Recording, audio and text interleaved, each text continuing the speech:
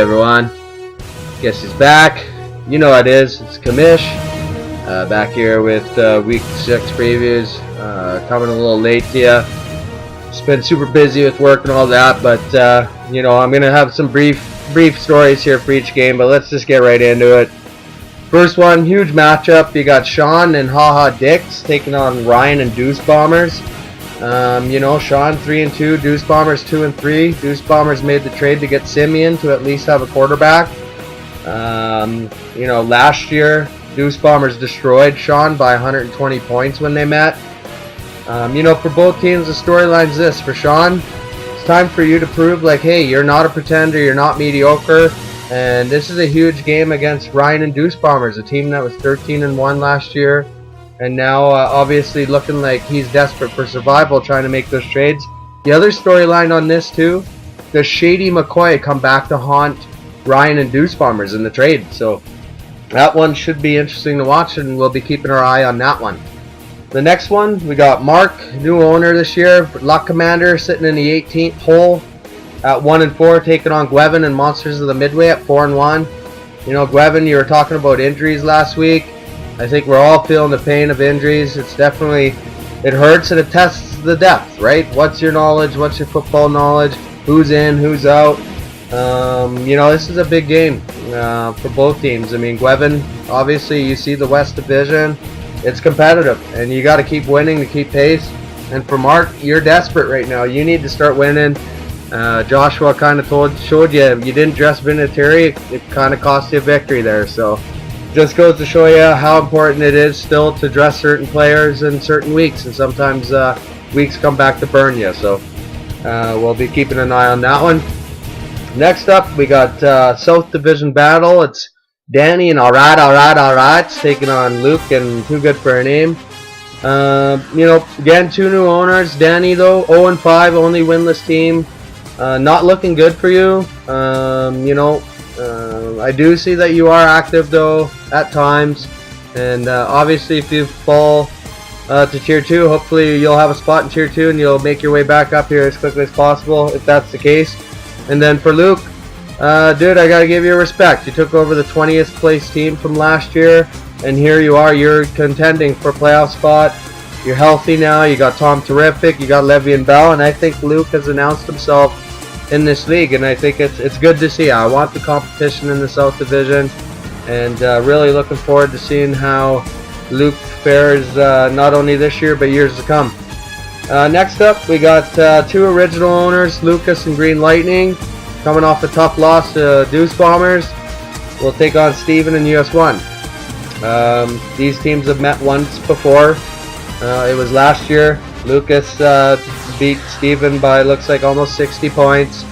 You know, Steven had his run there with the Stinker of the Week for like 4 weeks in a row. And I don't think it gets any easier against Lucas and Green Lightning. I think Lucas, you know, looking at all the teams, has one of the better teams. So it should be interesting to see how this one plays out. Obviously, Steven, if you lose this one, you might be looking at survival as well. And for Lucas, I mean, it's almost a must-win when you look at that North Division. There's a three-way tie there. Who's going to separate themselves in the North is going to be interesting to watch. And obviously, playing US1, that's a must-win, really. You got to look at it that way.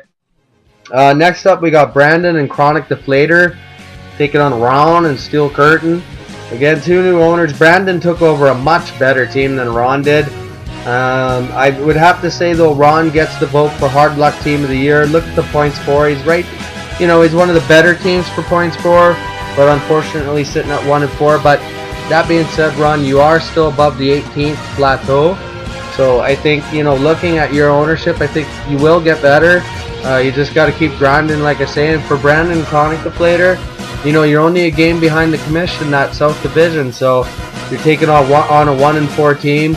You got to think that's a must-win for you. You lose that one, you know, you might be fighting for a spot, as you are right now.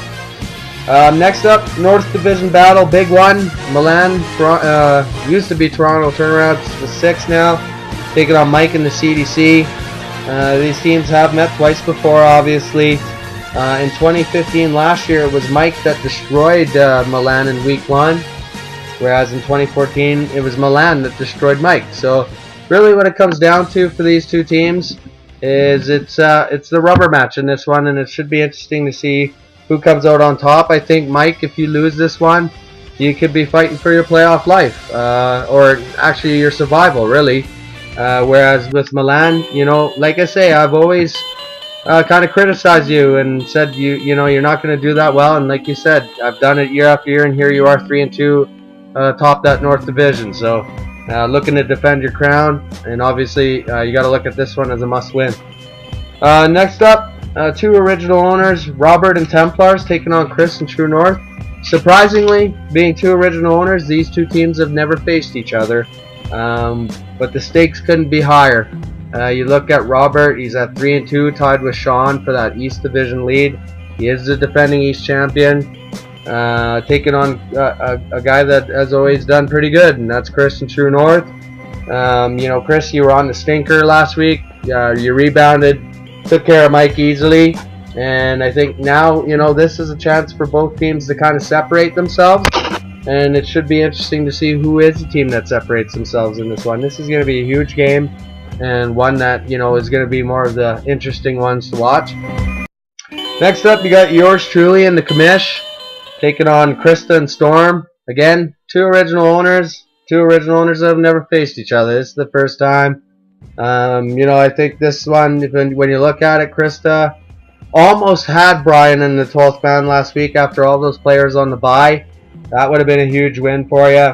Didn't quite work out. Whereas the Commish suffered his first loss 2 weeks ago, rebounded with a huge win. Big points, but, you know, looking at the matchup, the Commish is concerned. Krista's got all those Seahawks back this week. Good matchup for them. Whereas the Commish, again, is still dealing with injuries, much like all of us are. You just got to try to keep grinding, and hopefully you get the W. Next up, we got our stinker of the week. And it's not so much that, you know, Brian is much of a stinker in this one. It's more has to do with George. You know, George, you're awful. Basically, looking at it, this is two former league champions that were in this league. You know, George, you beat Brian in the championship for the first ever LOC championship. But since then, your team's just been awful. You're the worst scoring team this year. I don't see much hope for you this year. You know, hopefully you could try to find a way to turn it around. I know you put the 40 in. I know you're loyal and committed. And, you know, for Brian, he's just continuing his winning ways. Another 4-1 record here. And this one should be an easy one for Brian. And that's why I'm calling it the stinker of the week. I mean, just take a look at George's lineup, people. It's pathetic. Next up, the game of the week. And it's a beauty.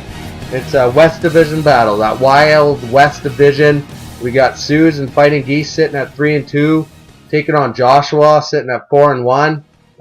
Basically, with this one, huge game for both opponents. I mean, in that West Division, wins are critical, and obviously this one is no different. And I think whoever comes out on top on this one could, you know, have a chance to really compete for that West Division crown. You know, looking at the lineups, they both have decent lineups. Obviously, Suze has a better running game, but, you know, Joshua has some really good wide receivers there. So this is going to be an interesting one to watch. Like I said, quick, short and sweet this week, guys. It's just been super busy for the Commish. But as always, I'm committed, and I wish you all the success in the world for week 6.